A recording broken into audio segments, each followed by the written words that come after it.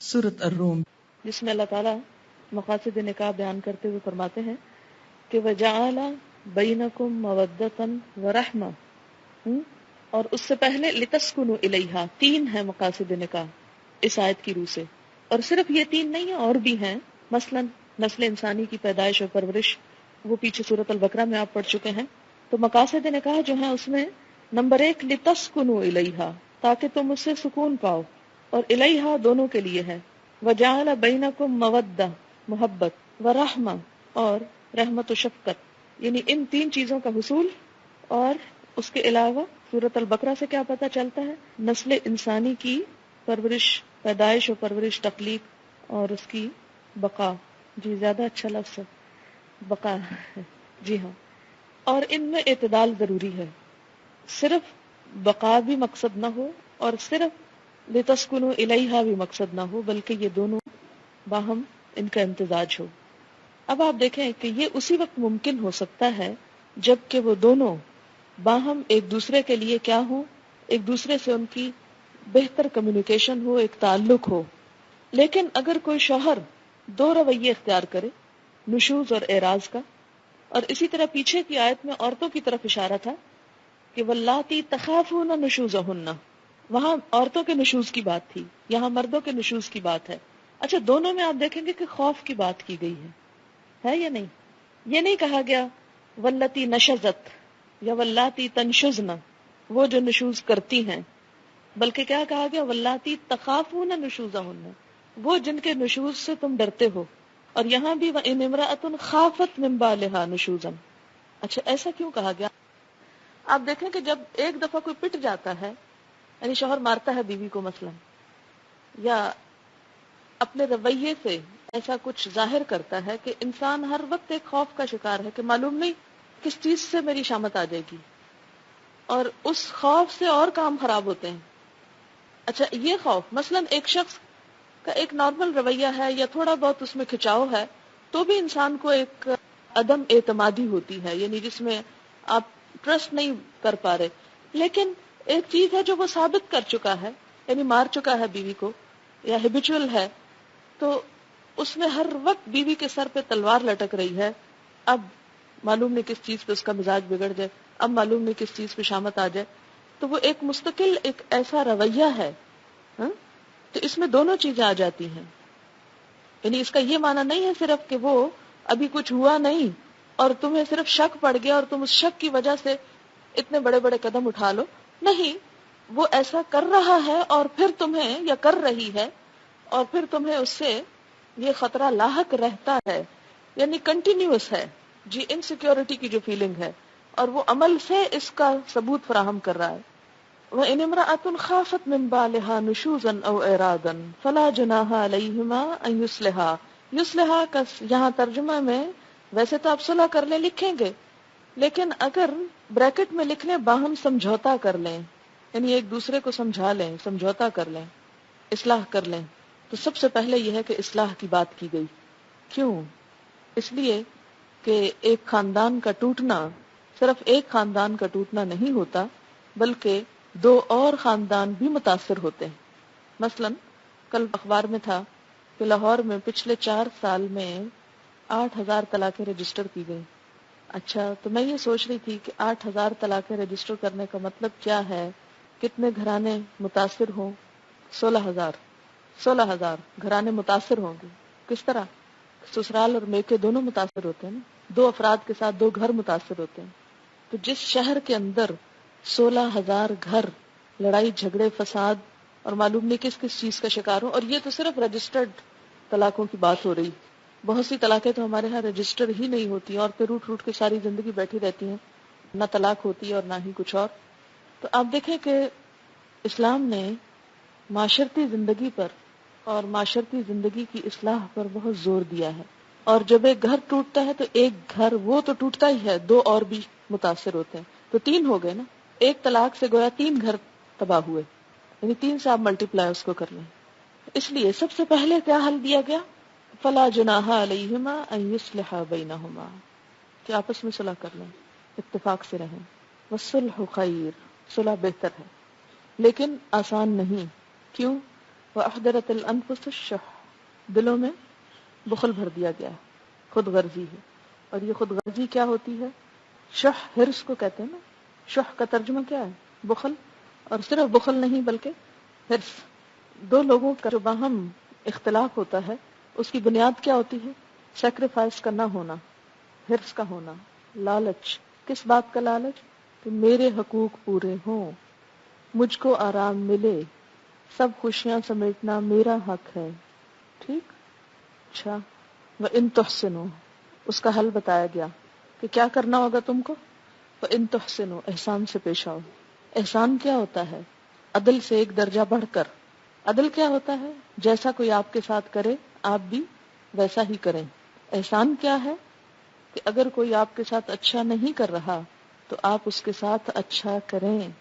یہ حل بتایا جا رہا ہے کہ شوہر اور بیوی ایک دوسرے کی بد اخلاقی سے ڈرتے ہیں تو اس ڈر کو نکال کر ایک شخص بریولی آگے بڑھے اور احسان کا رویہ اختیار کرے.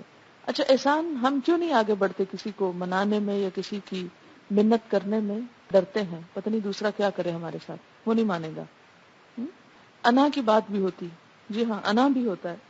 تو فرمایا کہ احسان جو ہے یہ عدل سے بڑھ کر، یعنی صرف یہ نہ دیکھو، یہ نہ سوچو کہ اس نے یہ کیا تو میں نے اس لیے یہ کیا، اس نے بھی تو یہ کیا تھا نا.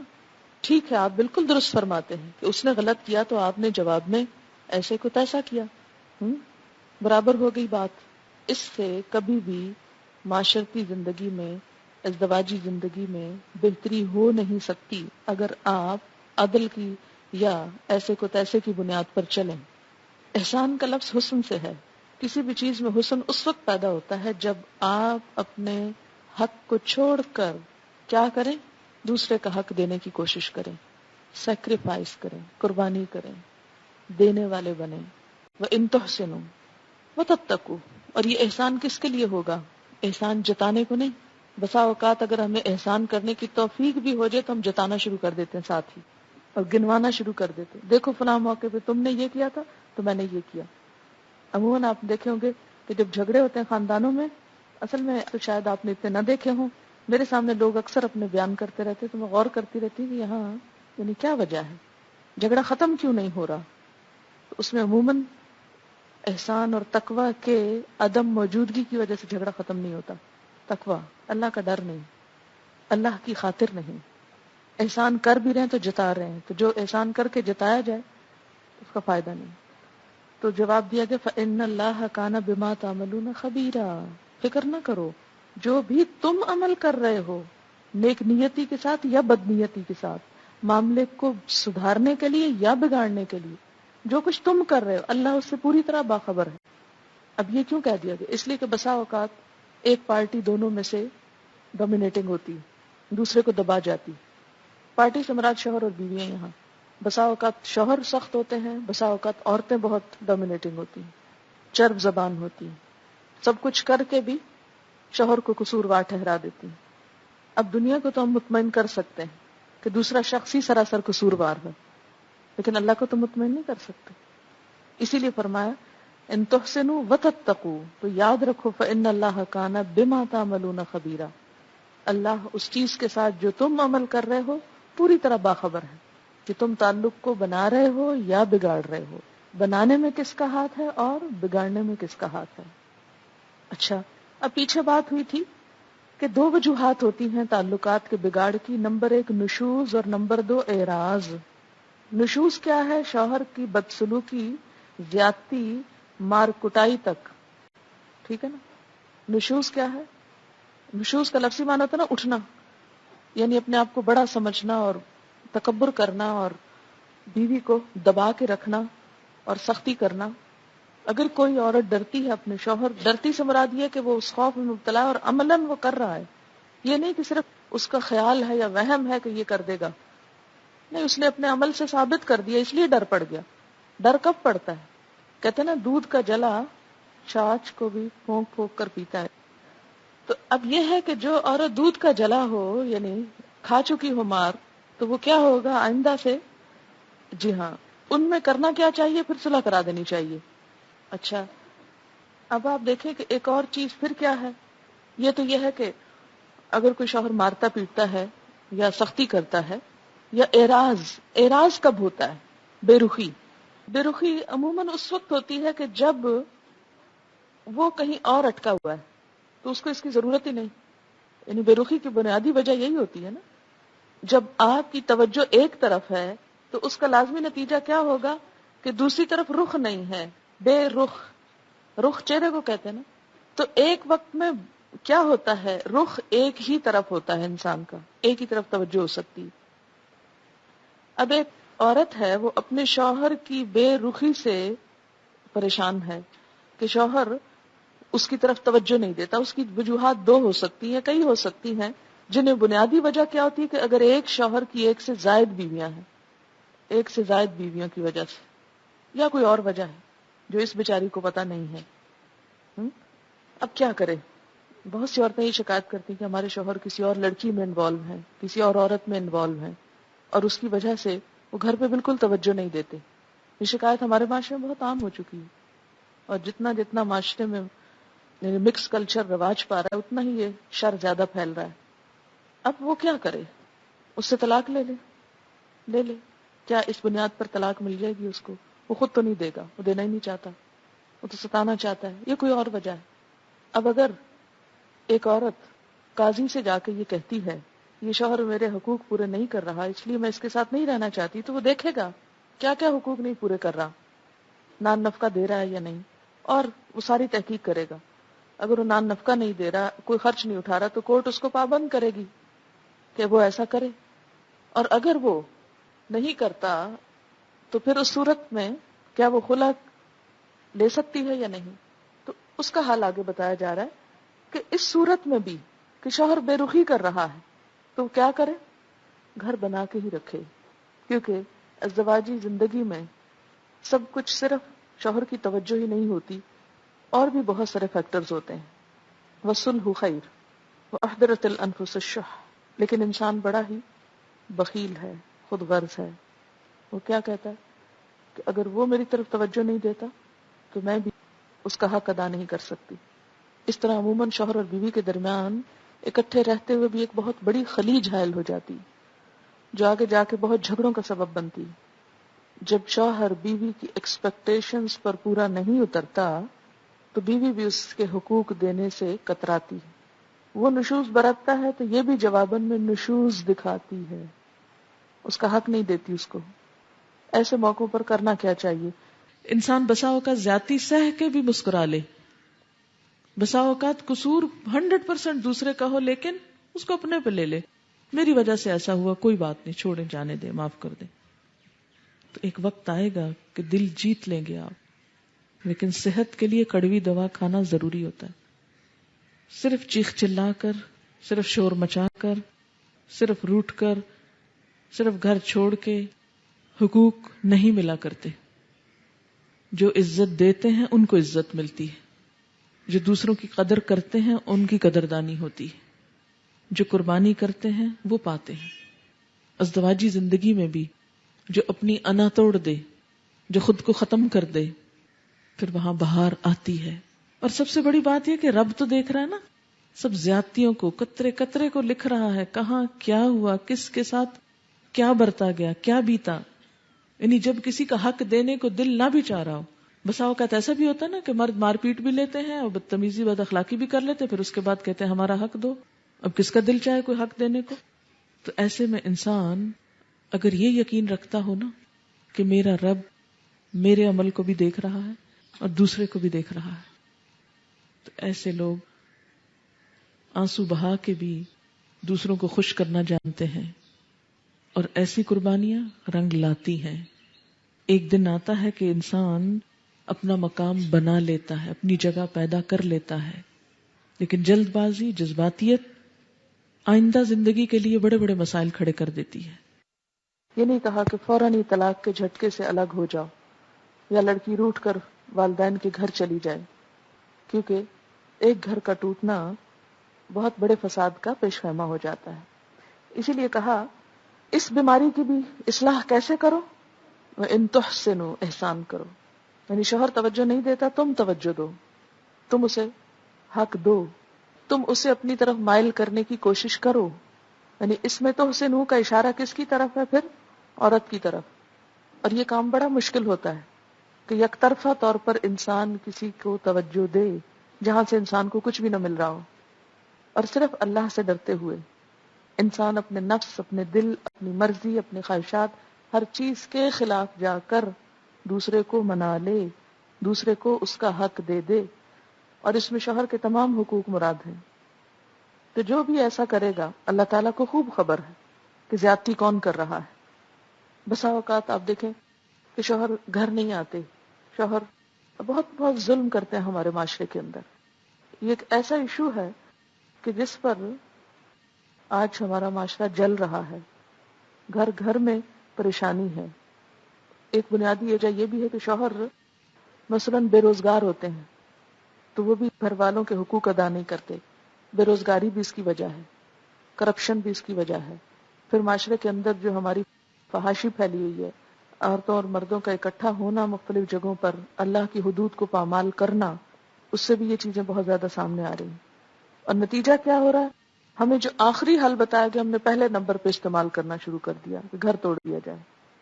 تو یہاں جب میں آیت پڑھتی تو مجھے یوں لگتا ہے کہ جیسے گرتی ہوئی دیوار کو اللہ تعالیٰ تھام رہے کہ نہیں، روک لو روک لو روک لو، ٹوٹنے مت دو. فلا جناح علیہما ان یصلحا بینہما والصلح خیر واحضرت الانفس الشح. کہ نفسوں کے اندر خود غرضی ہے، انسان خود غرض چیز ہے، ہر ایک صرف اپنا فائدہ سوچتا ہے. عورت کی طرف سے تنگ دلی کیا ہے کہ وہ شوہر کے تو حقوق پورے نہ کرے لیکن شوہر سے ڈیمانڈ کرے کہ اس کے سارے حقوق وہ پورے کرتا رہے. اور شوہر کی طرف سے تنگ دلی کیا ہے کہ اگر کوئی عورت مرد کے دل سے اتر جانے کے باوجود اس سے کٹنا نہیں چاہتی، اس کے ساتھ رہنا چاہتی ہے، تو وہ اسے زبردستی کاٹ کر پھینک دے. تو دونوں کو سمجھا فلا جناح علیہما ان یصلحا بینہما. تو یصلحا بینہما کس طرح ہو سکتا ہے کہ عورت اپنے کچھ حقوق سے دستبردار ہو جائے اور شوہر اس عورت کی ذمہ داری قبول کیے رہے جس کی طرف سے اس کو کوئی فائدہ بظاہر نہیں پہنچ رہا. اچھا، بسا اوقات شوہر اس لیے بھی بے رخی کر سکتے ہیں کہ انہیں بیوی سے شکایت ہے کہ بیوی یہ نہیں کرتی، بیوی وہ نہیں کرتی، اچھا لباس نہیں پہنتی، یا وہ اس کا حق پوری طرح خوشی سے نہیں دیتی، یا کوئی ایسی شکایات ہوتی ہیں. شوہر کو بھی ہو سکتی ہیں کیونکہ جب گھر آتا ہے وہ موڈ آف کر کے بیٹھ جاتی، بات کرتی ہے تو بد اخلاقی سے کرتی ہے. جو پیچھے آ گیا واللاتی تخافون نشوزہن، تو وہاں کیا کہا کہ فعظوہن، انہیں سمجھاؤ. اور یہاں پھر وَإِن تحسنوا، اگر وہ بد اخلاق ہے، بد زبان ہے، تم احسان کرو. وتتقوا، اور اللہ سے ڈرو. تو اس طرح کیا ہوگا؟ اصلاح کی ایک شکل پیدا ہو جائے گی. فإن اللہ کان بما تعملون خبیرا. اور اگر شوہر کے اعراض کی وجہ کیا ہے؟ دوسری بیوی، فرمایا ولن تستطیعوا ان تعدلوا بین النساء. عورتوں کو بھی بتایا جا رہا ہے کہ یہ ممکن نہیں کہ سب کے درمیان پوری طرح عدل کیا جا سکے. عدل ممکن نہیں. کیوں؟ اس لیے کہ مادی چیزوں میں تو عدل ہو سکتا ہے لیکن جذبات کے معاملے میں عدل ہو نہیں سکتا. آپ کسی شخص کو جبرن چاہ نہیں سکتے، یا جس کو چاہتے ہیں جبرن اپنے دل سے نکال نہیں سکتے جبکہ وہ معاملہ گھر کے اندر ہو. ایک غیر شخص ہے، کہیں دور پار ہے، تو اس کو تو انسان اگنور کر سکتا ہے، بھلا سکتا ہے، لیکن ایک شخص جو آپ کے گھر کے اندر ہے تو اس کے ساتھ تو یہ آپ نہیں کر سکتے. تو پھر فرمایا کہ کیا کرو؟ وَلَوْ حَرَصْتُمْ، اگرچہ تم چاہو بھی تو نہیں کر سکتے. اللہ تعالیٰ چونکہ انسان کا پیدا کرنے والا انسان کی نفسیات کو خوب سمجھتا ہے. تو پھر کیا کرو؟ فَلَا تَمِيلُوا كُلَّ الْمَيْلِ، پوری طرح ایک طرف مت جھک جاؤ. یعنی اپنے رویے سے ایک بیوی کی طرف مائل مت ہو جاؤ. میل کا مطلب کیا؟ پیچھے آپ پڑھ چکے نا، مڑ جانا، جھک جانا، یعنی ساری توجہ ایک ہی طرف نہ کر لو. فَتَذَرُوهَا كَالْمُعَلَّقَةِ، کہ دوسری بیچاری بالکل لٹکتی ہی رہ جائے. لٹکتی ہوئی سے تشبیہ کیوں دی گئی؟ کہ وہ لوگوں کی نظر میں شوہر والی ہے اور شوہر کے سامنے اس کی کوئی حیثیت نہیں، کہ اس کا کوئی ٹھکانہ نہیں. پھر فرمایا وَإِن تُصْلِحُوا وَتَتَّقُوا، پھر حل کیا ہے؟ تُصْلِحُوا وَتَتَّقُوا. پہلے کہا تُحْسِنُوا وَتَتَّقُوا، دوسری دفعہ فرمایا تُصْلِحُوا وَتَتَّقُوا. وہ تقوی دونوں جگہ آ رہا ہے. فَإِنَّ اللَّهَ كَانَ غَفُورًا رَحِيمًا، تو اللہ تعالیٰ بھی بخشنے والا مہربان ہے. کہ اسے حق دو. جو مادی چیزیں ہیں بظاہر جہاں جہاں دے سکتے ہو وہ دو. دل سے اگر نہیں بھی کر پا رہا تو بھی جہاں تک کر سکتا ہے وہ تو کرے. اب اس میں کیا ہے، مثلا نان نفقہ ہے یا رات گزارنا ہے یا جو باری کی تقسیم ہے وہ تو کرو. باقی جو جذبات ہیں وہ الگ بات ہے، لیکن جو بظاہر تقسیم کی بات ہے وہ تو کرنا ہوگا. تو فرمایا ایسے نہیں کسی بیوی کو چھوڑنا کہ اس کا حق ہی نہ دو. وہ تمہاری بیوی تو کہلائے لیکن وہ اس گھر میں کوئی اختیار ہی نہ رکھتی ہو، اس گھر سے اس کی ضروریات ہی پوری نہ ہوتی ہو، اس گھر میں اس کی کوئی عزت اور وقار ہی نہ ہو. یہ بات درست نہ ہوگی. اور اس کے بارے میں بہت سخت حدیث آتی ہے. نبی صلی اللہ علیہ وسلم نے فرمایا من کانت لہ امرأتان فمال الی احداہما جاء یوم القیامت واحد شقیہ ساقط. جس شخص کی 2 بیویاں ہوں پھر وہ ان دونوں میں سے ایک کی طرف جھک جائے اور دوسری کو بھول جائے، اس کے حقوق کی ادا نہ کرے، اس کو پوچھے ہی نہ، اس کی طرف جائے ہی نہ، تو قیامت کے دن وہ اس حال میں آئے گا کہ اس کا آدھا دھڑ گر چکا ہوگا. تو اگر آدھا دھڑ ہی نہ ہو انسان کا، یا ٹانگیں ہی نہ ہو، یا یوں آدھا ہٹ جائے، جیسے ایک فالج زدہ ہوتا ہے نا انسان، پیرالائز ہو جاتا ہے ایک سائیڈ اس کی، نہ وہ ہاتھ ہلا سکتا نہ ٹانگ ہلا سکتا، بالکل بے حس. فرمایا کہ اگر تم ایک بیوی کے ساتھ بے حسی کا سلوک کرو گے تو قیامت کے دن ایسے آؤ گے کہ بس آدھا ہی دھڑ ہوگا، ایک طرح سے پیرالائزڈ ہوگے، یا یہ کہ وہ کٹ کے ہی گر چکا ہوگا، ٹنڈ منڈ ہوگے.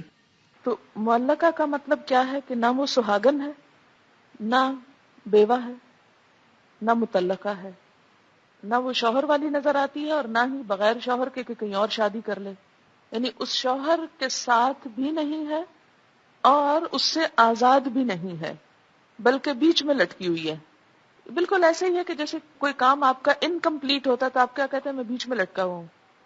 مثلاً آپ کو جانا ہے کسی دوسرے ملک، تو اس میں کیا ہوتا ہے، کسی دوسرے ملک جانا ہے آپ کو فلائٹ نہیں مل رہی، اب آپ نہ وہاں جا پا رہے ہیں اور نہ یہاں کوئی کام شروع کر رہے ہیں، تو آپ کیا ہو گئے، بیچ میں لٹک گئے کہ آپ کی زندگی ضائع ہو رہی ہے، وقت ضائع ہو رہا ہے. تو یہ ایک طرح سے ایک انتظار کی سی کیفیت ہے کہ نہ حالات ادھر سدھر رہے ہیں نہ کچھ اور ٹھکانہ بن رہا ہے، ایک پریشان کن صورتحال ہے. تو یہ شوہر کو کہا جا رہا ہے کہ اسے لٹکا کے مت رکھو، یا تو طلاق دے کے الگ کر دو اور یا اس کے حقوق پورے کر کے اسے اچھی طرح بساؤ.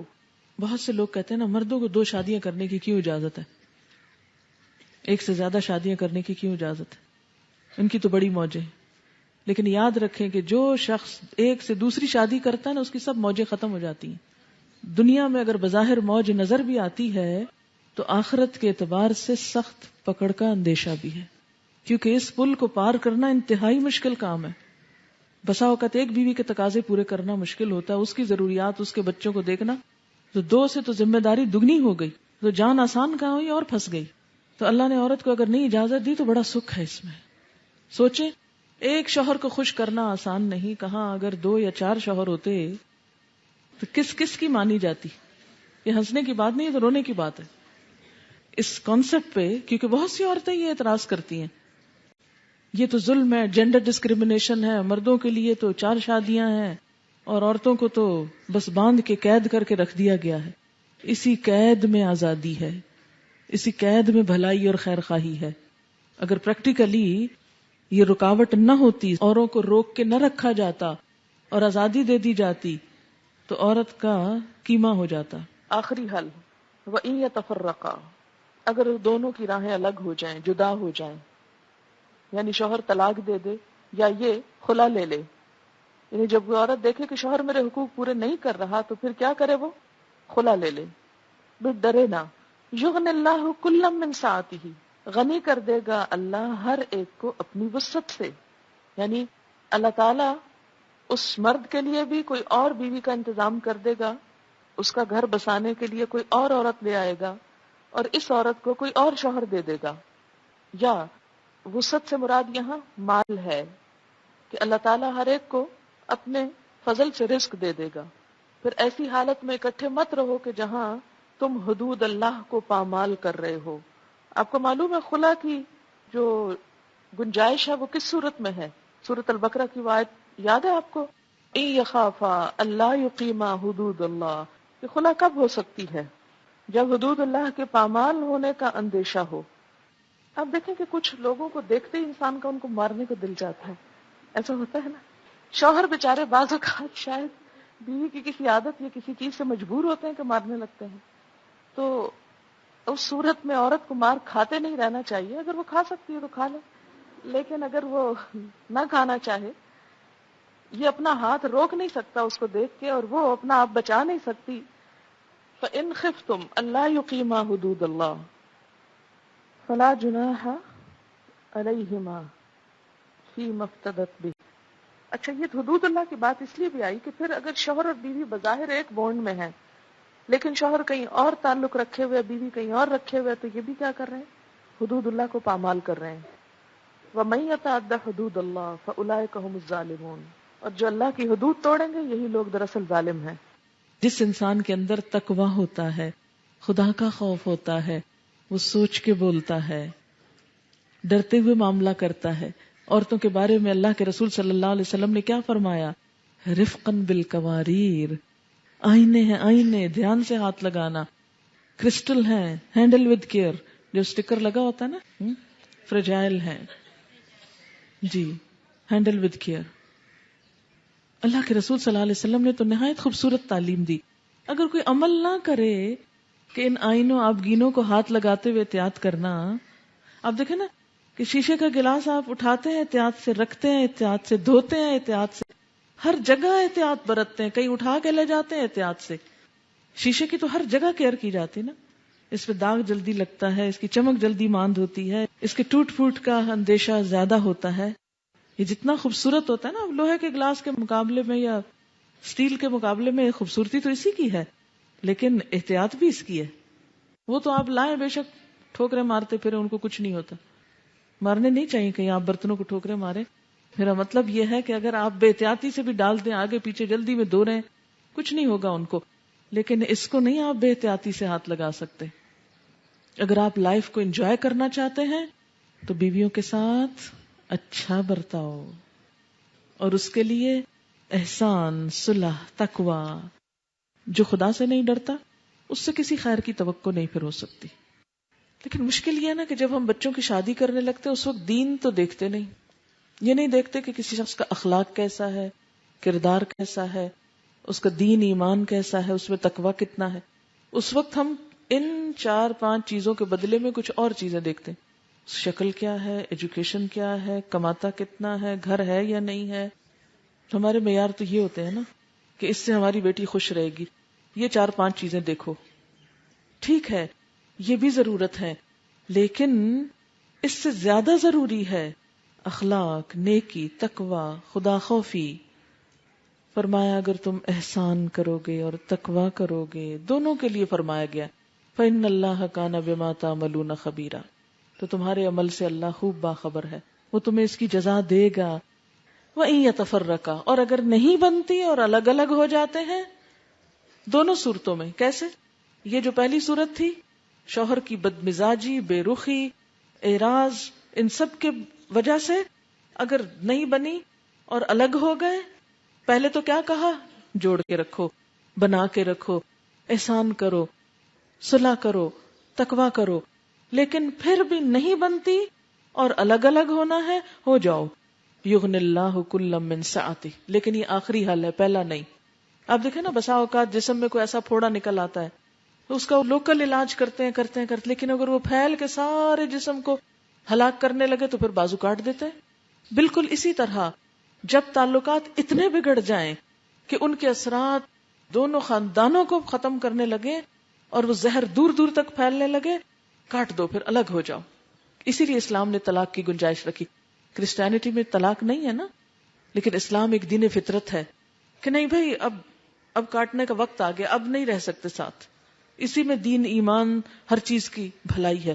لیکن چھوٹی چھوٹی باتوں، چھوٹی نوک جھونک، لڑائی، اونچا بولنا، روٹ جانا، ادھر ادھر، بے احتیاطی، بے پرواہی، ان باتوں پہ، چھوٹی چھوٹی باتوں پہ نہیں گھر توڑنے.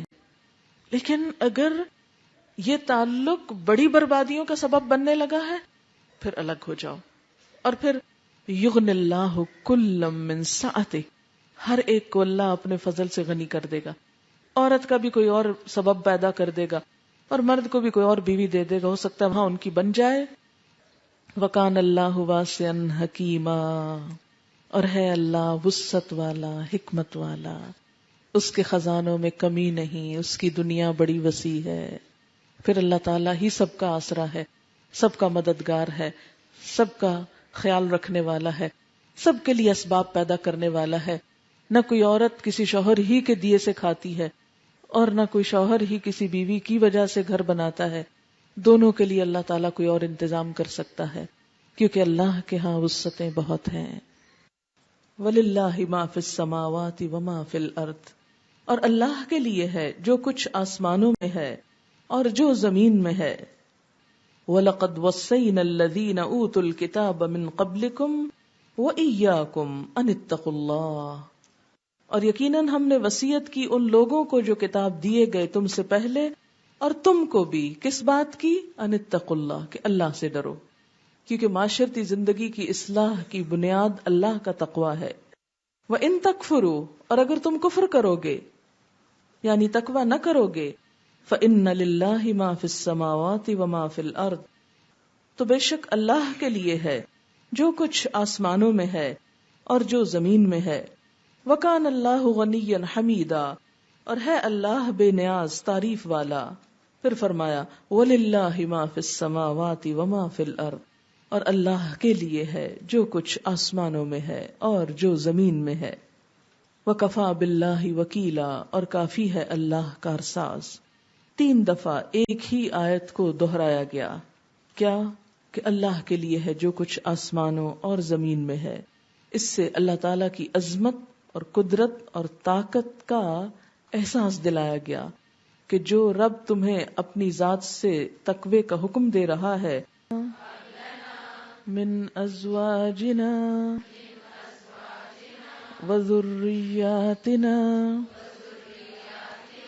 قرۃ اعین وجعلنا للمتقین اماما. سبحانک اللہم وبحمدک نشہد ان لا الہ الا انت نستغفرک ونتوب الیک. والسلام علیکم ورحمۃ اللہ وبرکاتہ.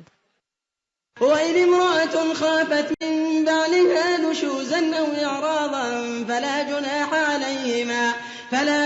عليهما أن يصلحا بينهما صلحا والصلح خير. وأحضرت الأنفس الشح وإن تحسنوا وتتقوا فإن الله كان بما تعملون خبيرا. ولن تستطيعوا أن تعدلوا بين النساء ولو حرصتم فلا تميلوا كل الميل فتذروها كالمعلقة. وإن تصلحوا وتتقوا فإن الله كان غفورا رحيما. وإن يتفرقا يغن الله كلا من سعته وكان الله واسعا حكيما. ولله ما في السماوات وما في الأرض وَلَقَدْ وَصَّيْنَا الَّذِينَ أُوتُوا الْكِتَابَ مِنْ قَبْلِكُمْ وَإِيَّاكُمْ أَنِ اتَّقُوا اللَّهَ. وَإِنْ تَكْفُرُوا فَإِنَّ لِلَّهِ مَا فِي السَّمَاوَاتِ وَمَا فِي الْأَرْضِ وَكَانَ اللَّهُ غَنِيًّا حَمِيدًا. وَلِلَّهِ مَا فِي السَّمَاوَاتِ وَمَا فِي الْأَرْضِ وَكَفَى بِاللَّهِ وَكِيلًا.